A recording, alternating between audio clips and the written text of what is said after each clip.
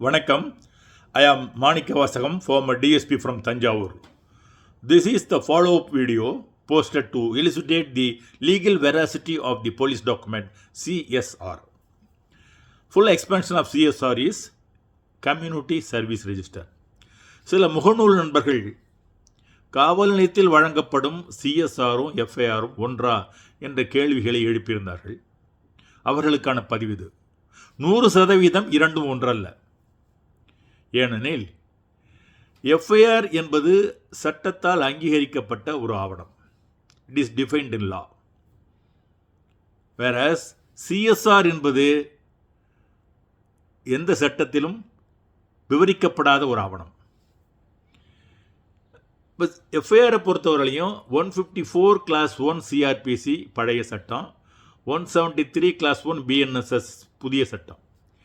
இதில் பிடிக்கக்கூடிய குற்றம் தொடர்பாக ஒரு நபர் காவல் நிலையத்தை அணுகி புகாரளிக்கும் பட்சத்தில் அந்த காவல் நிலைய அதிகாரி அந்த புகாரை பெற்று அதன் மீது எஃப்ஐஆர் பதிவு செய்து நடவடிக்கை எடுக்க வேண்டும் என்று உள்ளது. இப்போ the law will be set in motion எப்போ? only after registering FIR. So the basic concept of FIR is that FIR is the fundamental document that sets the law in motion.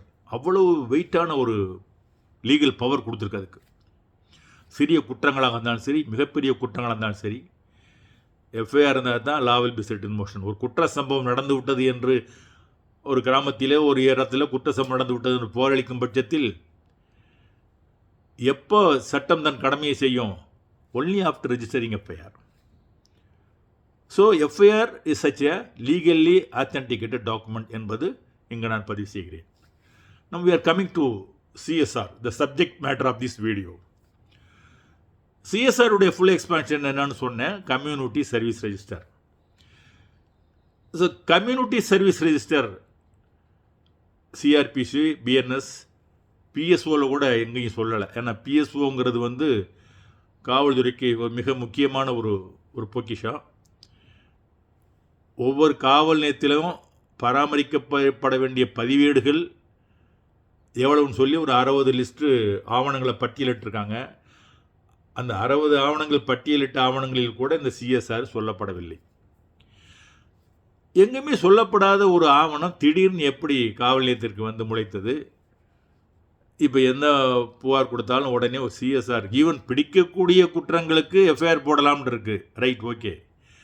சில நேரங்களில் பிடிக்கக்கூடிய குற்றத்துக்கு கூட சிஎஸ்ஆர் கொடுத்து முடிச்சிடுறாங்க. சரி, சிஎஸ்ஆருக்கு என்ன லைஃபு என்ன இருக்குன்னு சொன்னால், சிஎஸ்ஆரை பொறுத்தவரை இது இன்டர்னல் ஒரு சர்க்குலர் மூலமாக உருவாக்கப்பட்ட ஒரு ஆவணம் தான். இதனுடைய லீகல் வேல்யூ பார்க்க போனீங்கன்னா it will not set the law in motion. இன்னும் சொல்ல போனால் சிஎஸ்ஆர் என்பது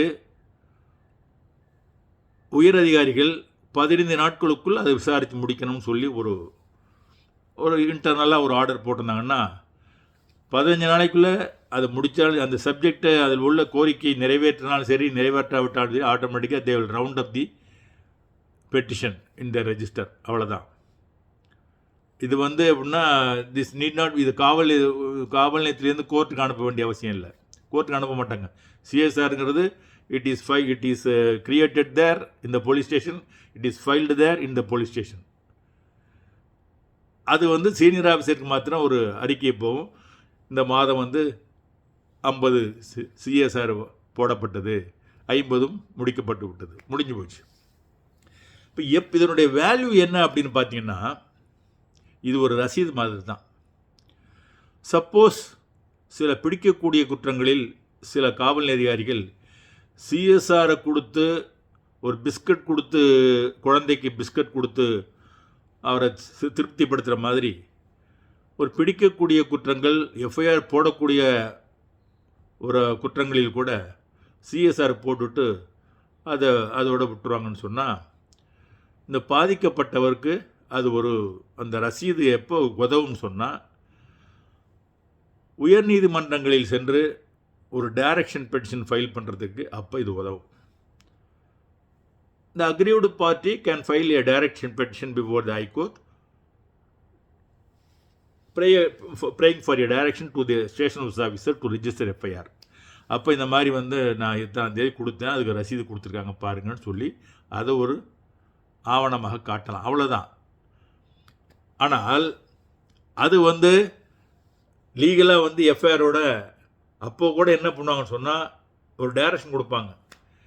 இவருடைய புகாரில் ஒரு எஃப்ஐஆர் போடுங்கம்பாங்க. புகார் இல்லாட்டி புகாரின் நகலில் ஒரு புதிதாக புகாரை பெற்று எஃப்ஐஆர் போடுங்கன்னு சொல்லி ஒரு டைரக்ஷன் கொடுப்பாங்க. இந்த சிஎஸ்ஆர் வந்து எஃப்ஐஆருக்குள்ளே வராது. முறையாக பார்க்க போனால் சிஎஸ்ஆர் கூட நம்ம பார்ட் அண்ட் பார்சல் ஆஃப் எஃப்ஐஆராக கொண்டு வர முடியும். எப்படின்னு சொன்னால் சில பிடிக்கக்கூடாத சில, ஃபார் எக்ஸாம்பிள் 173 கிளாஸ் 3 பிஎன்எஸ்எஸில் வந்து ஒரு ப்ரொவிஷன் கொடுக்குறாங்க. இப்போ அதில் 3 வருடங்களுக்கு மேலே தண்டனை, 7 வருடங்களுக்கு உட்பட்ட தண்டனை கொடுக்கக்கூடிய சில குற்றங்கள் இருக்கு இல்லையா, அது பிடிக்கக்கூடிய குற்றங்களாக இருந்தாலும் கூட அது குறித்து ஒருத்தர் புகார் கொடுத்தாருன்னா அந்த புகாரை அந்த காவல் அதிகாரி பெற்று அவர் டிஎஸ்பிகிட்ட வந்து ஒரு அப்ரூவல் வாங்கி ஒரு முதல்கட்ட விசாரணை செய்து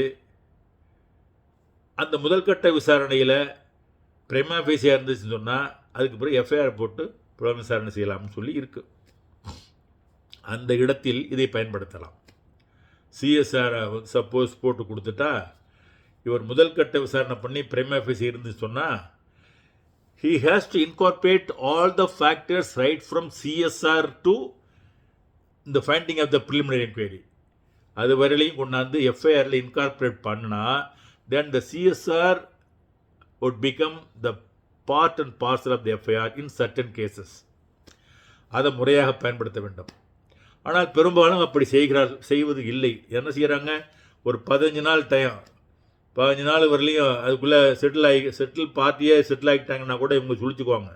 இந்த பார்ட்டி செட்டில் ஆகலை அப்படின்னு சொன்னால் ஆட்டோமேட்டிக்காக சுழிச்சிட்டு நீங்கள் ஒரு மாதம் கழித்து மறுபடியும் போய் சார் அந்த சிஎஸ்ஆர் கொண்டே காட்டி நடவடிக்கை எடுக்கலை சார், என்ன சார் அப்படியாப்பா அதை சுழிச்சாச்சு, புதுசாக ஒரு மனு கொடு, மறுபடியும் ஒரு சிஎஸ்ஆர் போட்டு விசாரிப்போம் அப்படின்னு புதுசாக ஒரு மனு ஆகிட்டு மறுபடியும் சிஎஸ்ஆர் போடுறாங்க. ஸோ சிஎஸ்ஆருடைய நிலை இவ்வளவு தான். இதை உயர் அதிகாரிகள் கூட சில நேரத்தில் ஈவன் சில இடங்களில் நீதிமன்றங்களில் கூட பாதிக்கப்பட்டவன் முறையிடுகின்ற பொழுது என்ன நடவடிக்கை எடுத்துள்ளீர்கள் என்று காவல் அதிகாரி கேட்டு ஐயா சிஎஸ்ஆர் போட்டு விட்டேன் என்று சொன்னால் அத்துடன் திருப்தி அடைந்து விடுகிறார்கள் என்பதுதான் வருத்தத்திற்குரியது. ஓ சிஎஸ்ஆர் போட்டாச்சாமே அப்புறம் என்ன உங்களுக்கு வேணும் அப்படின்னு சொல்லி பார்ட்டியை சொல்லி திருப்பி அனுப்புகிறாங்க.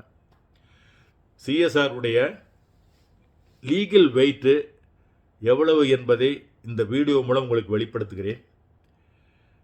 CSR maybe utilized only at the time of praying for a direction from the court. அது ஒரு வவுச்சர் மாதிரி தான். It will not set the law in motion. FIR மாதிரி CSR will never set the law in motion. This is the factors I would like to communicate to all my Facebook friends and others. Thank you all. Thank you.